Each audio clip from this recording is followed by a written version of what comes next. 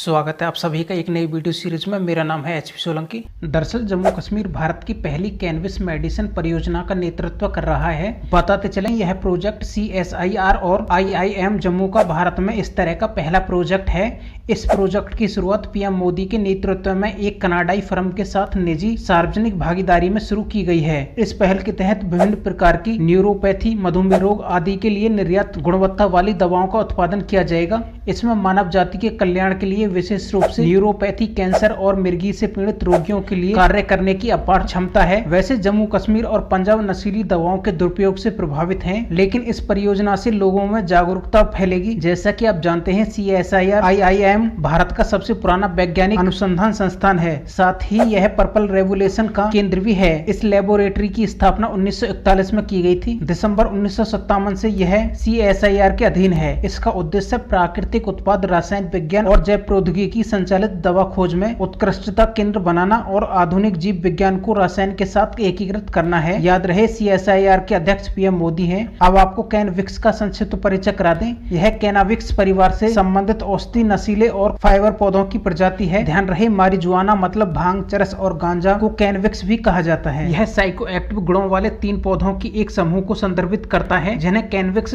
Sativa, कैनविक्स indica और कैनविक्स रुडेरालिस कहा जाता है। अब आपको पर्पल रेवोल्यूशन का संक्षिप्त परिचय करा दें। पर्पल रेवोल्यूशन यानी बैंगनी क्रांति, यह जम्मू कश्मीर में लेवेंडर की खेती के लिए मशहूर है। CSIR ने अरोमा मिशन के तहत वर्ष 2016 में बैंगनी क्रांति या लेवेंडर की शुरुआत की थी। लेवेंडर एक उच्च मूल्य वाली फसल है जिसने किसानों की आय दुगनी करने में सहायता की है। लेवेंडर उत्पादों की बढ़ती मांग के कारण इसने कृषि, विनिर्माण और पर्यटन क्षेत्र में रोजगार के नए अवसर खोले हैं। हाल में विश्व निवेश रिपोर्ट 2023 को अंकटाड द्वारा जारी किया गया है। बताते चले, वर्ष 2022 में विकासशील देशों में FDI $662 बिलियन रहा है। ध्यान रहे, विकसित अर्थव्यवस्थाओं की तुलना में विकासशील देशों में आने वाली FDI में वृद्धि दर्ज की गई है। एशियाई विकासशील देशों में आने वाली FDI कुछ देशों जैसे कि चीन, सिंगापुर, भारत और संयुक्त अरब अमीरात में अत्यधिक केंद्रित थी, जो कि कुल मिलाकर इस क्षेत्र में लगभग 80% प्रभाव के लिए जिम्मेदार है। वहीं भारत में FDI प्रभाव वार्षिक आधार पर 10% बढ़कर $49 बिलियन हो गया है, जबकि चीन में FDI प्रभाव में 5% वार्षिक वृद्धि हुई है, जो $100 बिलियन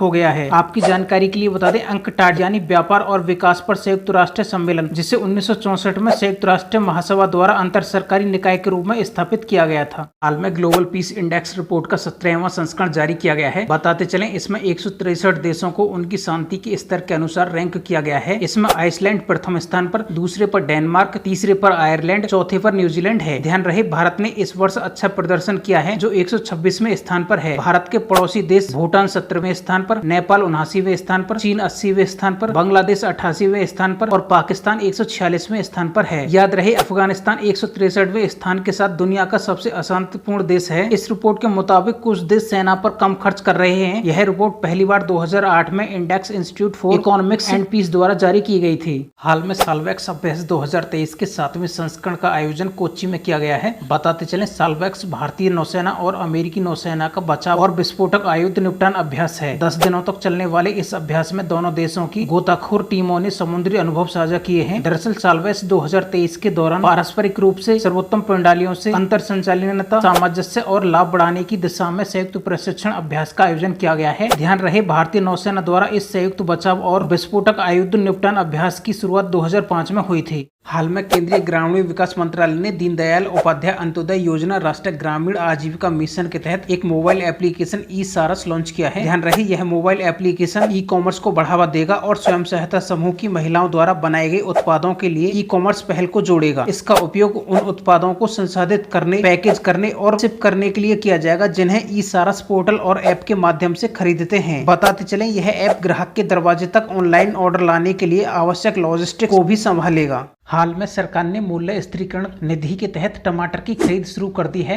बताते चलें, इस पहल का उद्देश्य टमाटर की कीमतों में मौजूदा वृद्धि को रोकना और इसे उपभोक्ताओं को सस्ती कीमत पर उपलब्ध कराना है। ध्यान रहे, टमाटरों की खरीद आंध्र प्रदेश, कर्नाटक और महाराष्ट्र की मंडियों से की जाएगी। अब आपको मूल्य स्थिरीकरण निधि का संक्षिप्त परिचय करा दें। इसकी शुरुआत 2014-15 के बजट के तहत कृषि, सहकारिता और किसान कल्याण विभाग द्वारा की गई। वैसे 2016 से इस पहल का स्थानांतरण उपभोक्ता मामले विभाग में कर दिया था। अगर इसके उद्देश्यों की बात करें तो आवश्यक खाद्य वस्तुओं और चयनित चयनित वस्तुओं में अत्यधिक मूल्यों में उतार चढ़ाव को अवशोषित करना और कम करना है। इसके साथ ही बफर स्टॉक बनाकर जमाखोरी आदि को हतोत्साहित करना है। याद रहे, मूल्य स्थिरीकरण निधि का प्रबंधन मूल्य स्थिरीकरण निधि प्रबंधन समिति द्वारा किया जाता है। बता दें, इस योजना के तहत माल की खरीद सीधे किसानों या किसान संगठन से फार्म गेट या मंडियों से की जाती है। यह प्राथमिक उत्पादों से सीधे माल खरीदकर मध्यस्थ लागत कम कर किसानों तक अधिक प्रभावी ढंग से लाभ की पहुंच को सुनिश्चित करती है। हाल में उत्तर प्रदेश सरकार ने वन टैप वन ट्री अभियान की शुरुआत की है। यह अभियान राज्य सरकार के अधीन नमामि गंगे कार्यक्रम और ग्रामीण जल आपूर्ति विभाग द्वारा संयुक्त रूप से चलाया जाएगा। आपकी जानकारी के लिए बता दें, इस अभियान के द्वारा ग्रामीण क्षेत्रों में पीने योग्य नल के पानी के कार्यक्रम के साथ राज्य के हरित क्षेत्र का विस्तार करना है। इसके साथ ही लोगों को उनके स्वास्थ्य की सुरक्षा के लिए सुरक्षित पेयजल सुविधाएं सुनिश्चित करना है। याद रहे, इस कार्यक्रम के द्वारा ग्रामीणों को पर्यावरण और जल संरक्षण के बारे में शिक्षित करते हुए जागरूकता कार्यक्रम भी आयोजित किए जाएंगे। जल समितियों और अन्य संगठनों को जिला, ब्लॉक और ग्राम पंचायत स्तरों पर वृक्षारोपण अभियान चलाने का काम भी सौंपा गया है। हाल में आर्थिक मामलों की कैबिनेट समिति ने पीएम परिणाम योजना को मंजूरी दे दी है। इसके साथ ही कैबिनेट ने यूरिया सब्सिडी योजना को जारी रखने के लिए 3,68,000 करोड़ रुपए के पैकेज को मंजूरी दे दी है। बताते चलें, इस योजना की घोषणा 2023-24 के वार्षिक केंद्रीय बजट में की गई थी। इस योजना का उद्देश्य जैव उर्वरकों और जैविक उर्वरकों के समायोजन के साथ रासायनिक उर्वरकों के संतुलन उपयोग को प्रोत्साहित करना है। याद रहे, इसके तहत प्रदान किए गए अनुदान का 70% गाँव, ब्लॉक और जिला स्तर पर वैकल्पिक उर्वरक उत्पादन इकाइयों को तकनीकी अपनाने के लिए दिया जाएगा। शेष 30% अनुदान राशि का उपयोग किसानों, पंचायतों, किसान उत्पादक संगठनों और स्वयं सहायता समूहों को पुरस्कृत करने के लिए दिया जाएगा।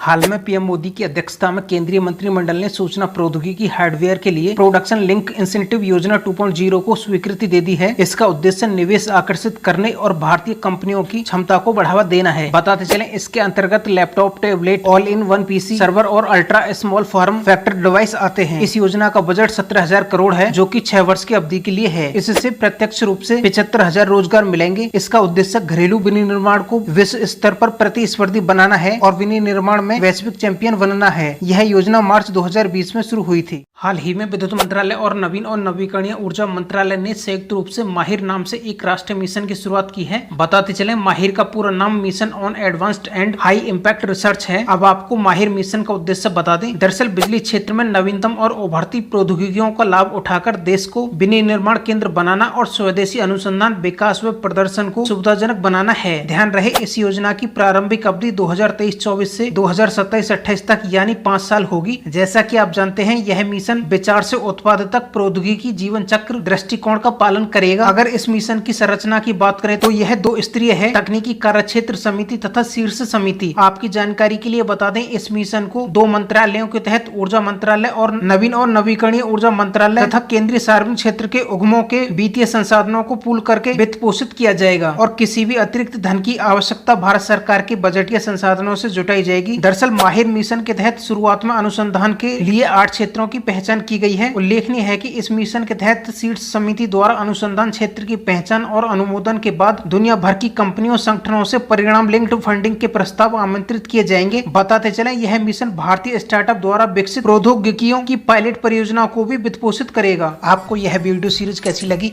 आप एचपी सोलंकी स्टडी को लाइक, शेयर और सब्सक्राइब कर सकते हैं।